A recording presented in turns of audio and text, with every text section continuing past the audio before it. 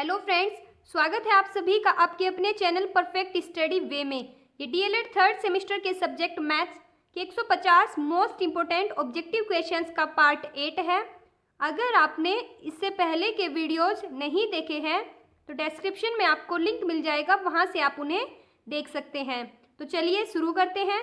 Question number 136 है, जिन समुच्चयों में एक भी अवयव नहीं होते हैं उन्हें कहते हैं। तो जिन समुच्चयों में एक भी अवयव नहीं होते उन्हें कहते हैं रिक्त समुच्चय, और रिक्त का मतलब होगा खाली। तो यहाँ पर हमारा आंसर ऑप्शन ब हो जाएगा। नेक्स्ट क्वेश्चन है, -64 का घनमूल का मान होगा। तो -64 का घनमूल हमें बताना है क्या होगा। और -64 यहाँ पर करनी चिन्ह के बाहर 3 लिखा हुआ है, और मैंने आपको बताया था अगर इस तरीके से रूट में यहाँ पर घातांक 3 लिखा हो या फिर 2 लिखा हो या 4 कुछ भी लिखा हो तो उसे हम 1/3, अगर 3 लिखा हो तो 1/3 मानेंगे, और करनी चिन्ह के बाहर यहाँ पर घातांक में 2 लिखा हो तो 1/2 हो जाएगा। और जहाँ पर हमारा ये 3 लिखा है अगर यहाँ पर 4 लिखा हो तो 1/4 हो जाएगा। क्योंकि हमारा यहाँ पर -64 के बाहर घातांक में 3 लिखा हुआ है तो हम लिख सकते हैं इसे -64 की घात 1/3। अब हम -64 के फैक्टर करेंगे, तो जब 64 के फैक्टर करेंगे इसके 3 फैक्टर आ जाएंगे, 4 गुना 4 गुना 4, और इसे लिख सकते हैं 4 की घात 3। क्योंकि यहाँ पर हमारा आधार में माइनस है तो हम यहाँ पर -4 की घात 3 लिख देंगे। अब ये 1/3 गुना में ऐसा ही रहेगा। इस 3 से ये वाला 3 जब कैंसिल कर देंगे तो ये बच जाएगा -4 की घात 1। तो किसी भी संख्या की घात अगर 1 होती है तो वो संख्या वैसी ही रहती है, तो ये हमारा -4 आंसर हो जाएगा। ऑप्शन बी यहाँ पर हमारा राइट आंसर होगा। नेक्स्ट क्वेश्चन है क्वेश्चन नंबर 138, 8 के घनमूल का मान होगा। तो जैसे हमने ऊपर वाला क्वेश्चन सोल्व किया इसे भी इसी तरीके से करेंगे। 8 के सबसे पहले फैक्टर कर लेंगे, तो जब 8 के फैक्टर करेंगे यहाँ पर ये 8 के फैक्टर आ जाएंगे, 2 गुना 2 और गुना 2। तो 2 यहाँ पर 3 बार आया हुआ है तो 8 के फैक्टर होंगे 2 की घात 3, क्योंकि 3 बार आया तो 2 की घात 3 लिखेंगे, 4 बार आता तो 4 लिखते। 8 है तो 8 के फैक्टर आ गए यहाँ पर 2 की घात 3, और ये 1/3 गुना में ऐसा ही रहेगा। अब इस 3 से इस 3 को कैंसिल कर देंगे तो 2 की घात 1 आ जाएगा। और किसी भी संख्या की अगर घात 1 होती है तो वो ही संख्या हमारा आंसर होती है। तो यहाँ पर ये 2 हमारा सही आंसर हो जाएगा। यहाँ पर आप देख सकते हैं 4 ऑप्शन दिए गए हैं, ऑप्शन ड हमारा राइट आंसर होगा। नेक्स्ट क्वेश्चन है, -4 की घात 3 का मान होगा। तो -4 की घात 3 का मान क्या होगा वो यहाँ पर बताना है। -4 की घात क्योंकि लिखी हुई है 3 तो इसके लिए हम -4 को 3 बार लिख देंगे, -4 गुना -4 गुना -4। अब इन सब की आपस में गुना करेंगे, तो जब 4 की गुना 4 के साथ करेंगे 16 आ जाएगा, और उस 16 की गुना जब इस 4 के साथ करेंगे तो 64 आ जाएगा। अब बात आती है माइनस को कैसे सोल्व करें। तो माइनस को सोल्व करने के लिए आपके पास बहुत सारे तरीके होते हैं, फिलहाल मैं यहाँ पर एक तरीका बताती हूँ। इस वाले माइनस से ये वाला माइनस कैंसिल हो जाएगा, तो एक माइनस हमारे पास आंसर में यहाँ पर बच जाएगा, और गुना हमने इन सब की थी तो 64 आया था, तो -64 हमारा सही आंसर आ जाएगा। आप देख सकते हैं जो ऑप्शन ए है वो हमारा सही आंसर हो जाएगा। नेक्स्ट क्वेश्चन है, 0.1 की घात 3 का मान होगा। तो इसे भी उसी तरीके से सोल्व करेंगे। 0.1 को 3 बार लिख लेंगे क्योंकि यहाँ पर घात 3 है, तो इसे लिख लेंगे 0.1 गुना 0.1 गुना 0.1, और जब इन सब की आपस में गुना करेंगे तो 0.001 राइट आंसर आ जाएगा। तो ऑप्शन ए हमारा राइट आंसर होगा। नेक्स्ट क्वेश्चन है 141। तो क्वेश्चन नंबर 141 है, 1/2 की घात 3 का मान होगा। तो देखिए ये वाला अंश और हर में लिखा हुआ है, जहाँ पर अंश क्या है 1 है और हर क्या है 2 है। क्योंकि यहाँ पर घात 3 है तो 1/2 को भी 3 बार लिख लेंगे, तो इसको लिख लेंगे 1/2 गुना 1/2 गुना 1/2। तो ऊपर गुना कर देंगे अंश की अंश के साथ और हर की हर के साथ। तो 1 की गुना 1 के साथ करेंगे 1 आएगा, और फिर इस 1 की गुना इस 1 के साथ करेंगे तो ऊपर 1 ही आ जाएगा। 2 की गुना 2 के साथ करेंगे 4 आएगा, और 4 की गुना 2 के साथ करेंगे तो 8 आ जाएगा। तो ऊपर हमारा अंश आया 1 और नीचे आया हमारा हर 8, तो 1/8 हमारा सही आंसर होगा। ऑप्शन ए अब यहाँ पर सही आंसर हो जाएगा। नेक्स्ट क्वेश्चन है 142। तो क्वेश्चन नंबर 142 है, समुच्चय की अवधारणा सर्वप्रथम किस गणितज्ञ ने दी। अब समुच्चय की अवधारणा किसने दी ये बताना है। तो चार ऑप्शन आपको यहाँ पर मिल जाते हैं। फर्स्ट है जॉर्ज कैंटर, सेकंड है रामानुजम, थर्ड है श्रीनिवास और फोर्थ है सभी। तो यहाँ पर जो ऑप्शन ए है वो हमारा सही आंसर होगा। जॉर्ज कैंटर जो थे उन्होंने ही सबसे पहले समुच्चय की अवधारणा प्रस्तुत की थी।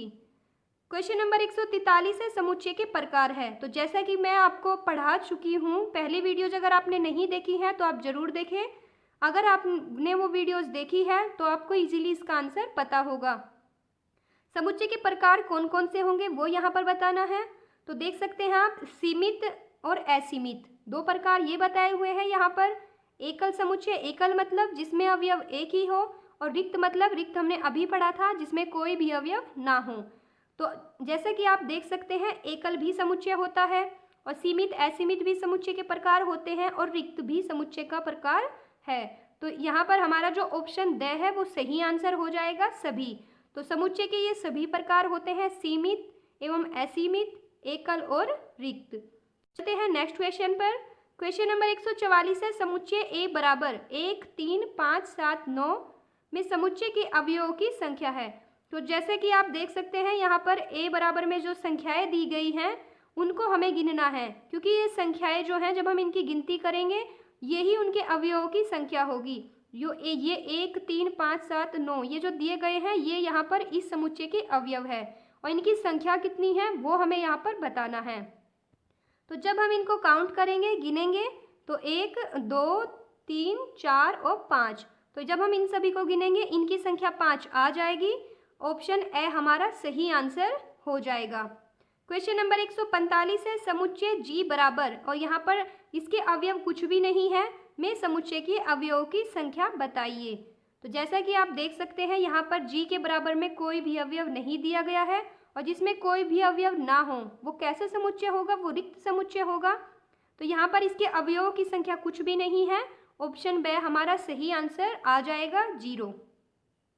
क्वेश्चन नंबर 146 है, समुच्चय ए बराबर 1, 2, 3, 4, 5, 6 और डॉट डॉट करके ऐसे दिया गया है, में कितने समुच्चय अवयव हैं।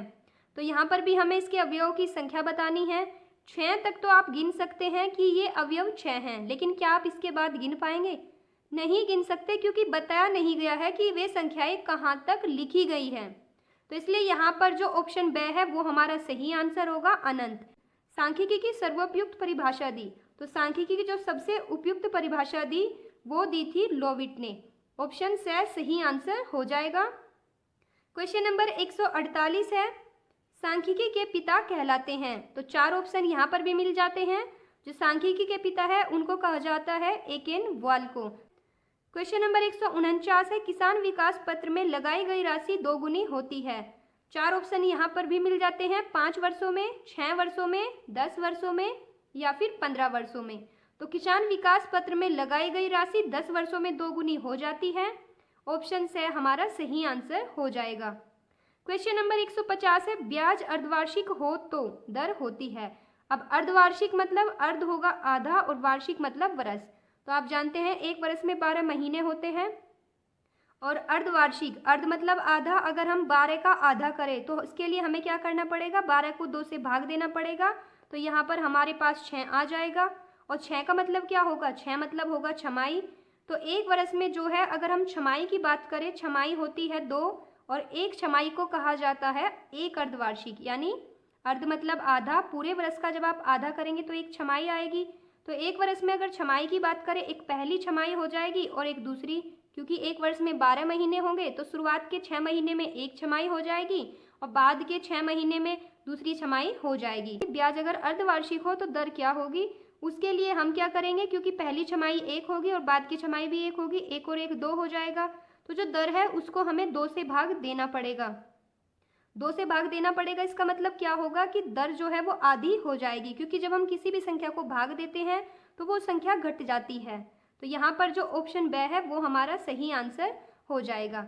अगर आपको इन्हें जो क्वेश्चन मैंने यहाँ पर बताया है, या फिर ये क्वेश्चन नंबर 150 है, इसको समझने में कोई भी प्रॉब्लम होती है तो इसके लिए आप इससे पहली वीडियोस देखें। वहाँ पर मैंने बताया है अर्धवार्षिक क्या होती है, तिमाही दर क्या होती है, इट्स और वार्षिक दर क्या होती है, इन सब के बारे में मैंने पहले बताया हुआ है। क्वेश्चन आपको इनसे रिलेटेड पहले मिल जाएंगे, तो इसके लिए आप पहली वीडियोस जरूर देखें, तब आपको इजीली ये 150 जो क्वेश्चन है समझ में आ जाएगा। Question number 150। तो यहाँ तक हमारे 150 क्वेश्चन कंप्लीट हो जाते हैं।